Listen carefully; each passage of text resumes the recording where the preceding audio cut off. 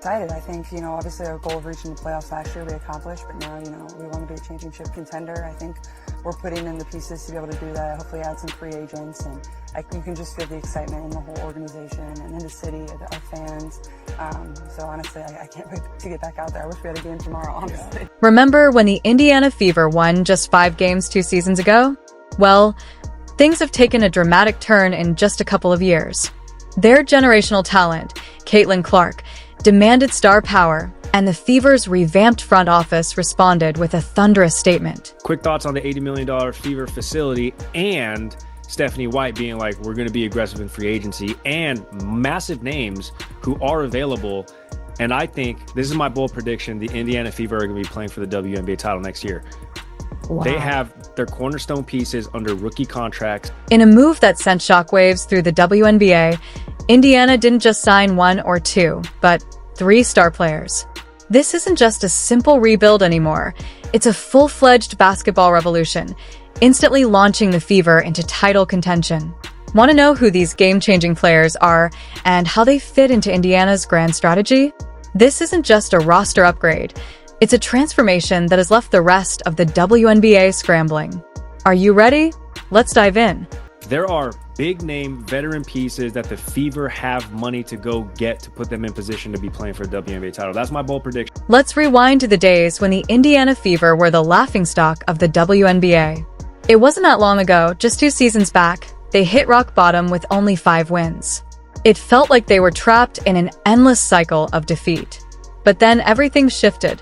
The Fever started making bold moves that caught the league's attention. We felt this way to begin with, that the Fever were going to be a destination because you have Caitlin Clark, you have Aaliyah Boston, and you have a really, really young team. And I think now with Steph White, who is hands down one of the best coaches in the league, and we saw that with Connecticut, even though they fell a little bit short, I think that, this is going to be big. First, they selected Aaliyah Boston as the number 1 overall pick in 2023, a generational center in her own right. Yet, despite her talent, the Fever ended the season with just 13 wins and 27 losses.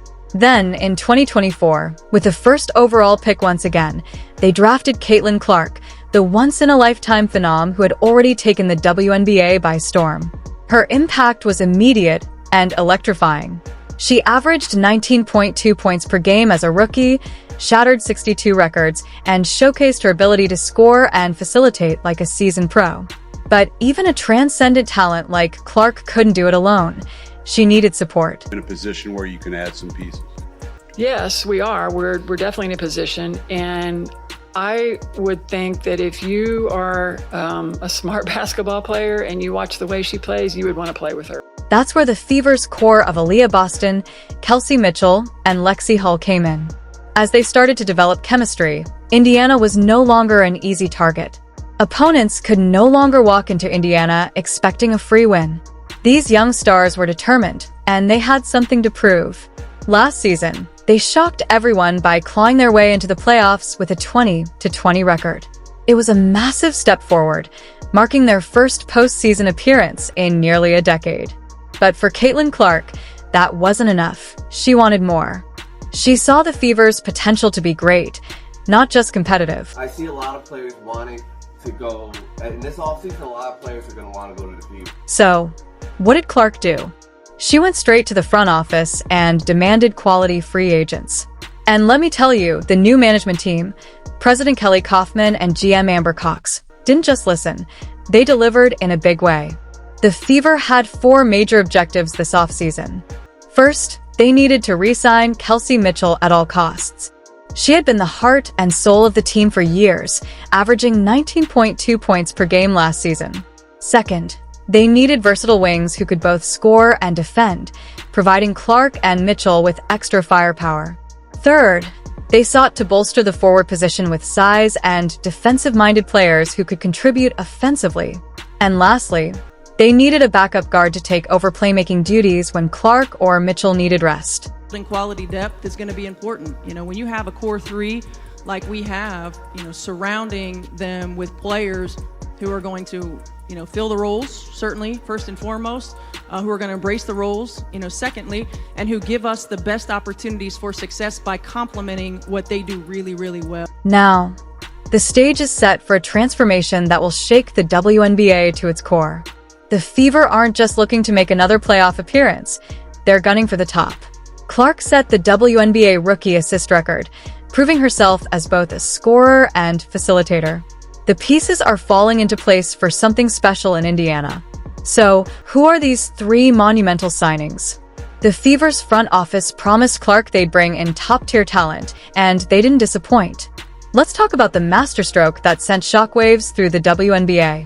Imagine this: a three-time champion, an all-star, and a defensive player of the year all in one.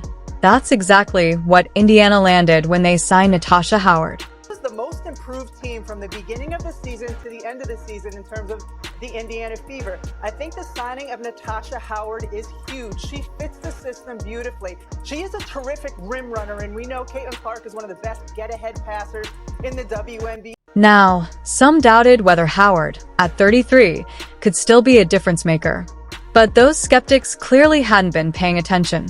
Last season with the Dallas Wings, Howard put up monstrous numbers: 17.6 points, 6.7 rebounds, and 2.9 assists per game, while shooting a scorching 45.6% from the field.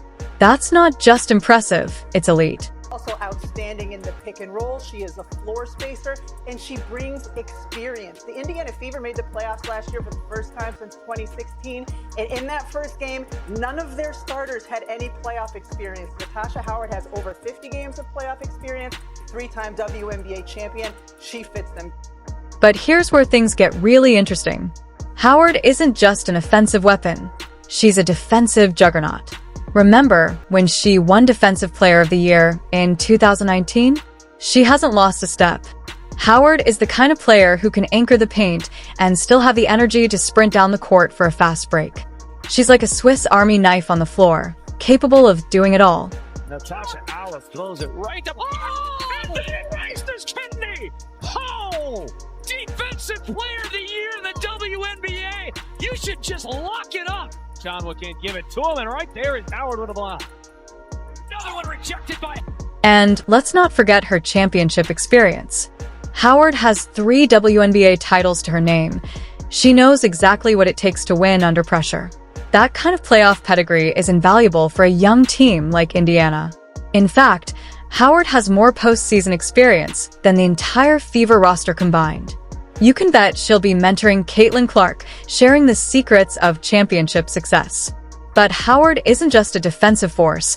She can stretch the floor with her three-point shooting. Just imagine, Aaliyah Boston dominating inside while Howard, Clark, and Hull keep defenders honest from beyond the arc. Opposing teams are in for a nightmare. Have certainly improved by signing Howard. She, to me, fits their system beautifully as a rim-running stretch four. We know Caitlin Clark is the best get-ahead passer in the WNBA right now. Howard will run the floor. Howard is outstanding in the pick and roll. We saw how good she was doing that when she was in Seattle. What else does she bring? A massive amount of experience. Speaking of Boston, Howard's presence will be huge for her development. Boston is already a dominant force, but now she has a veteran mentor by her side. Together, they form a front-court duo that will keep opposing teams up at night.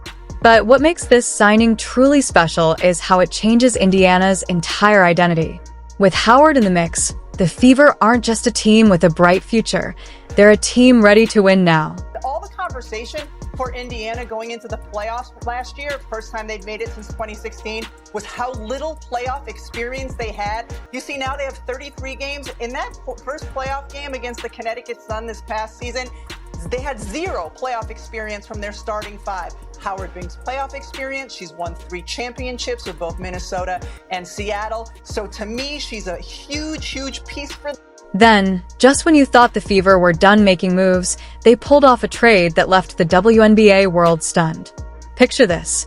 Nalissa Smith, once seen as the future of Indiana's frontcourt, was suddenly on her way out, along with the 8th pick in the 2025 draft. Fans were puzzled. What was Indiana thinking? Then, the full picture emerged. In return, the Fever landed Sophie Cunningham and the 19th pick. But was it worth it?